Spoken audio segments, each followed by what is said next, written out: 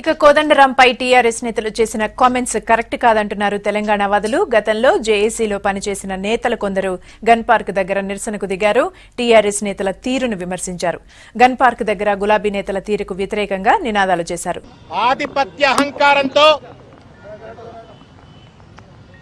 కుర్చీల్లో కూర్చున్నామనేటువంటి ఒక దురహంకారంతో ఈరోజు తెలంగాణకు గాంధీగా మహాత్మా గాంధీ వలె తెలంగాణ ఉద్యమంలో ముందుండి పోరాటం చేసినటువంటి ఒక కోదండరాంపై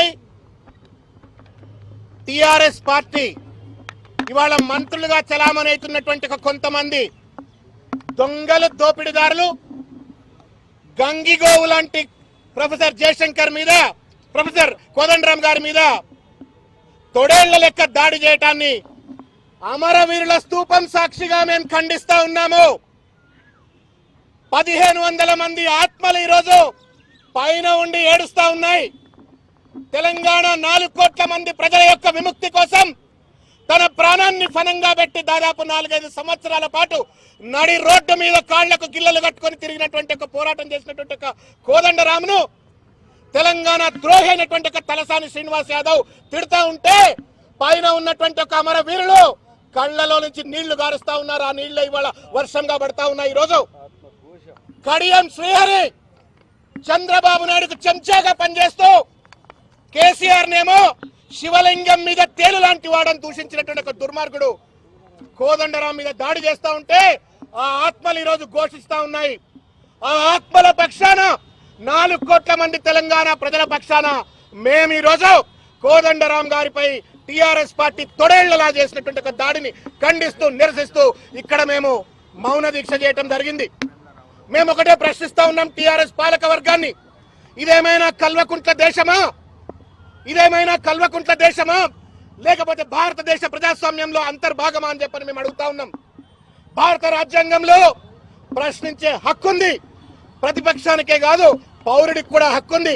ఆ హక్కుతోటే తెలంగాణ తెరవడానికి తోడ్పడ్డటువంటి ఒక ఉద్యమకారుడిగా సూచనలు చేస్తే కూడా తీసుకునేటువంటి ఒక ఔచిత్యం లేనటువంటి ఒక అహంకారం నరనరాన మీకు ఎక్కిందంటే ఈ కుర్చీ మీద ఒక్క సెకండ్ గా ఉండడానికి మీకు అర్హత లేదు. నిన్న మీరు చేసిన దాడి, మంత్రులుగా ఉండి మీరు చేసిన దాడి కేవలం తెలంగాణ ఉద్యమంపై, తెలంగాణ ఆత్మగౌరవంపై, తెలంగాణ సమాజంపై కాదు, ఆఖరికి అంబేద్కర్ ను కూడా అవమానించేటువంటి రీతిలో, ప్రశ్నించే గొంతుకలను అణచివేసే రీతిలో మీరు వ్యవహరిస్తా ఉన్నారు. ఏం తప్పు మాట్లాడిండయా అంబేద్కర్? గుండె మీద చేయబెట్టుకొని టిఆర్ఎస్ నాయకులారా ఒక్కసారి ఏమడిగినాడు? కలలు గంటా ఉన్నా నేను పేద విద్యార్థులు ఏ ఖర్చు లేకుండా ఉచిత విద్య లభించే అద్భుతమైన విద్య లభించే కలగంటా ఉన్నా అన్నాడు. ఈ రాష్ట్రంలో ఉన్నటువంటి వాళ్ళందరికీ కూడా ఉచిత వైద్యం, ఒక అద్భుతమైనటువంటి వైద్యం లభించాలని చెప్పి నేను కలలు గంటా ఉన్నా అన్నాడు. ఏ లక్ష్యం కోసం అయితే మనం పోరాటం చేసినామో, ఆంధ్ర పెట్టుబడిదారి వర్గాలకు వ్యతిరేకంగా పోరాటం చేసినామో, తెలంగాణ వచ్చిన తర్వాత కూడా ఇవాళ అదే ఆంధ్ర పెట్టుబడిదారుల యొక్క కబంధ హస్తాల కింద తెలంగాణ నలిగిపోతా ఉంది. దాని నుంచి బయటికి రావాలని చెప్పని కోరుకున్నాడు తప్ప టిఆర్ఎస్ పార్టీ ఏమో మెగా కృష్ణారెడ్డికి అమ్ముడుపోతుంది, నవయుగ కంపెనీకి అమ్ముడుపోతుంది, ఎంఆర్ కంపెనీకి అమ్ముడుపోతుంది, గాయత్రి కంపెనీకి అమ్ముడుపోతుంది, ఎన్సీసీ కంపెనీకి అమ్ముడుపోతుంది.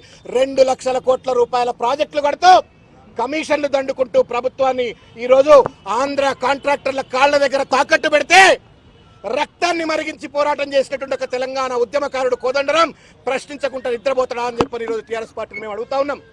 ఒక ఉపాధ్యాయుడు కనీసం ఒక సూచన చేస్తే కూడా తీసుకునేటువంటి ఒక సహనం లేదంటే మీకు గర్వమే కాదు, కనీసం మానవత్వం కూడా లేకుండా ఈరోజు దుర్మార్గంగా వ్యవహరిస్తున్నారని చెప్పని మేము తెలియజేస్తా ఉన్నాం.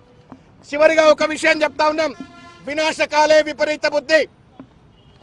మంచి మంచి హిట్లర్లు, ముస్సోలిన్లు, నెపోలియన్లు ప్రపంచంలో ఎక్కడ కూడా నియంతలుగా చలామణైనటువంటి రోజులు లేవు. ఒక రోజు నడుస్తుంది, 2 రోజులు నడుస్తుంది, ప్రకృతి సమాధానం చెప్తుంది. ప్రకృతికి వ్యతిరేకంగా ఎవడు వ్యవహరించినా, ప్రజాస్వామ్యానికి ఎవడు వ్యతిరేకించినా తప్పనిసరిగా తగిన మూల్యం చెల్లించుకోవాల్సి వస్తుందని చెప్పి అడుగుతా ఉన్నాం.